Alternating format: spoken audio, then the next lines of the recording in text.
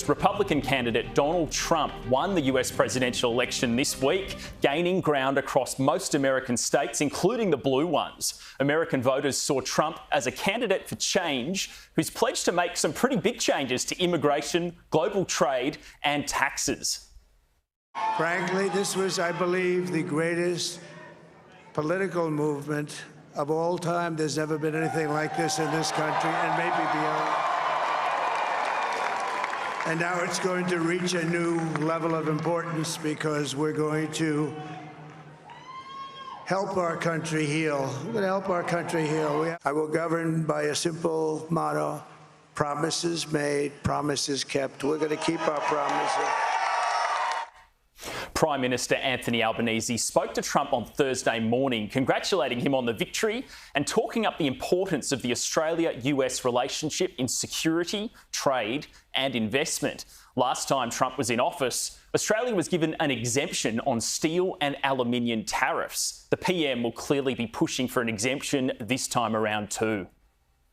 I look forward to working with the incoming president in Australia's national interest and in the common interest that we have as well, in ensuring that the global community is able to exist in security and peace and with prosperity.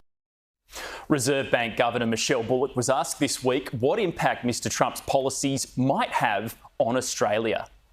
There are obviously people talking about the potential implications of tariffs and those sorts of things, so there's some of that around as well.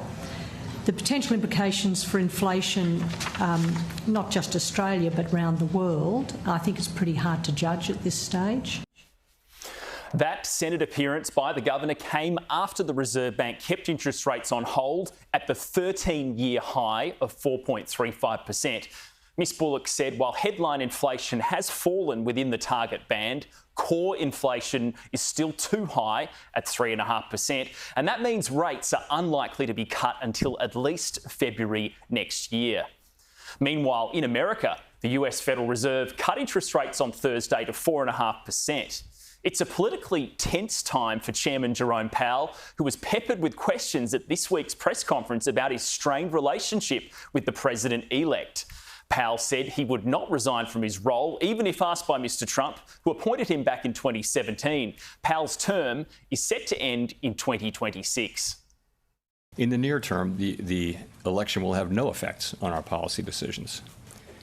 As you know, many things affect the economy, and anyone who writes down forecasts in their job will tell you that the economy is quite difficult to forecast looking out past the very near term. We don't guess, we don't speculate, and we don't assume.